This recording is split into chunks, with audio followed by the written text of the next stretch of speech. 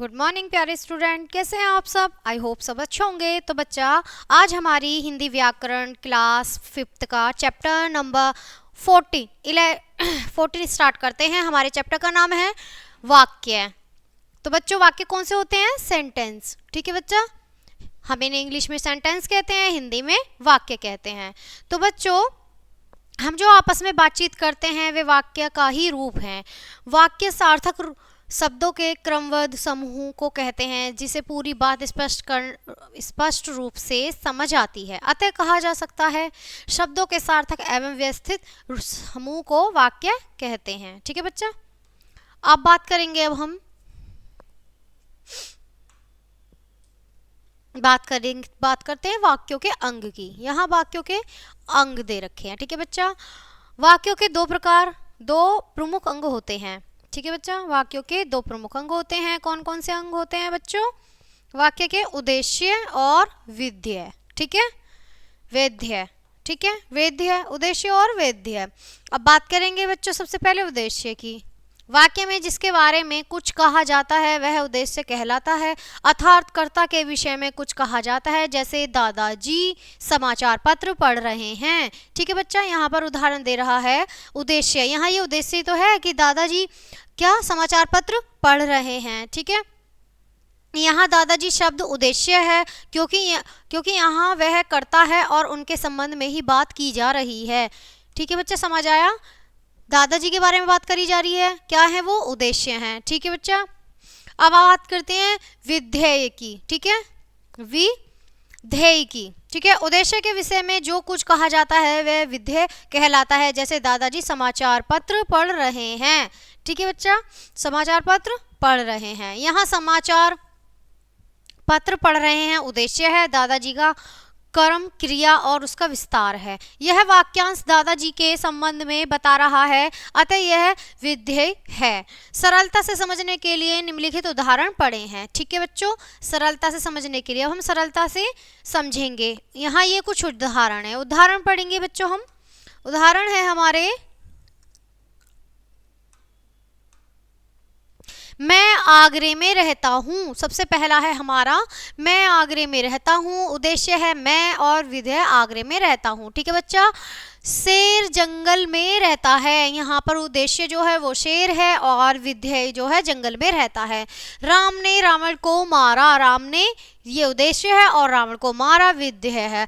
चालाक बिल्ली ने चूहे को मार दिया, चालाक बिल्ली उद्देश्य है, चूहे को मार दिया विधेय है। मेरा भाई 8वीं कक्षा में पढ़ता है, उद्देश्य है मेरा भाई और 8वीं कक्षा में पढ़ता है विधेय है। वाक्यों के यहाँ कुछ भेद दे रखे हैं बच्चों, अर्थ के आधार पर वाक्यों के भेद बच्चों, अर्थ के आधार पर वाक्यों के भेद हैं।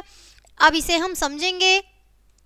ठीक है, अर्थ की दृष्टि से वाक्य 8 प्रकार के होते हैं। जो हमारा अर्थ है उसकी दृष्टि से वाक्य जो होते हैं हमारे कितने प्रकार के होते हैं बच्चा?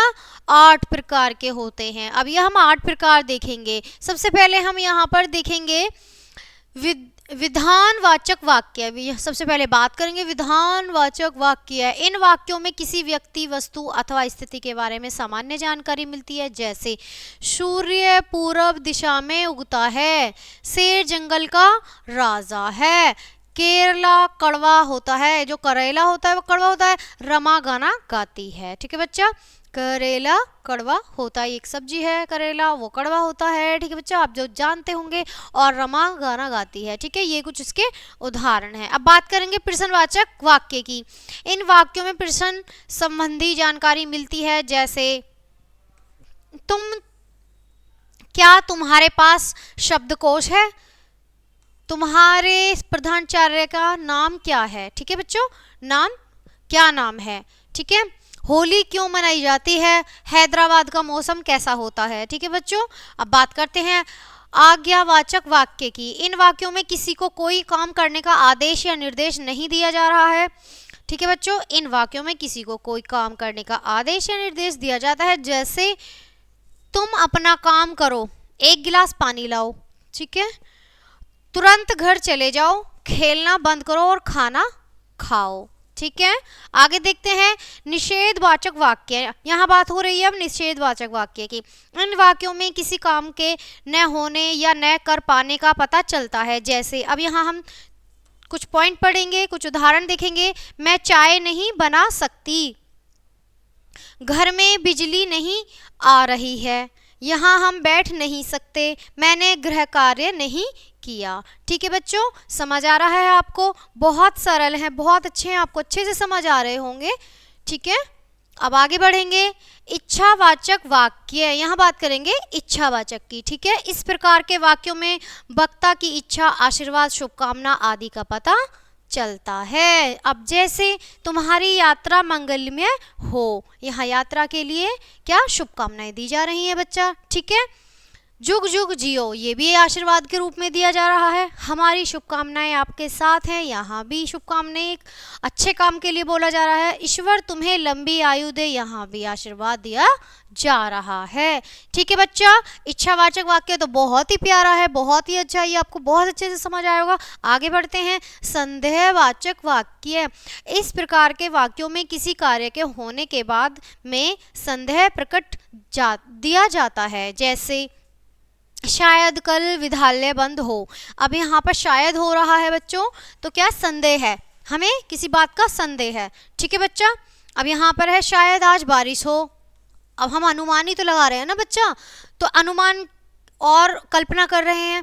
मामा जी शायद आज शाम तक आए, शायद मुझे आने में देर हो जाए।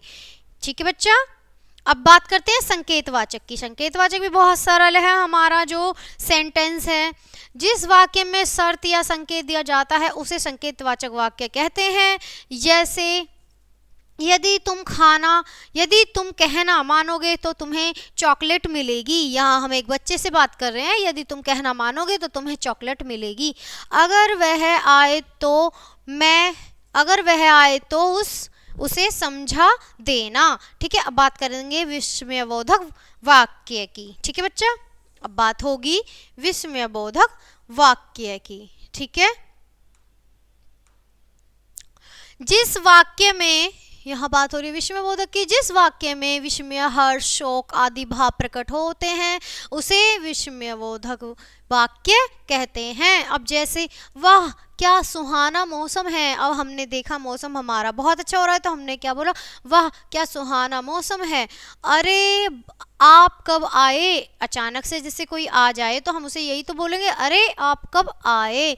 शाबाश तुमने तो कमाल कर दिया। ठीक है, अब हमारा नेक्स्ट है, हे भगवान मेरी रक्षा कीजिए। ठीक है बच्चा, अब आइए आपने अपने चैप्टर में क्या सीखा एक नजर डाल लेते हैं बच्चा। सार्थक शब्दों के व्यवस्थित समूह को वाक्य कहते हैं। वाक्य के दो अंग होते हैं, उद्देश्य और विध्य। अर्थ के आधार पर वाक्य के 8 भेद होते हैं। विधानवाचक वाक्य, प्रश्नवाचक वाक्य, आज्ञावाचक वाक्य, निषेधवाचक वाक्य, इच्छावाचक और संदेहवाचक वाक्य। ठीक है बच्चों, संकेतवाचक वाक्य और विस्मयबोधक वाक्य। आई होप बच्चों आपको ये चैप्टर जो हमारा सेंटेंस का है वो बहुत अच्छा लगा होगा, बहुत अच्छे से समझ आया होगा। आपसे अब विदा लेते हैं, मिलते हैं नेक्स्ट चैप्टर में, तब तक के लिए बाय बाय प्यारे बच्चों।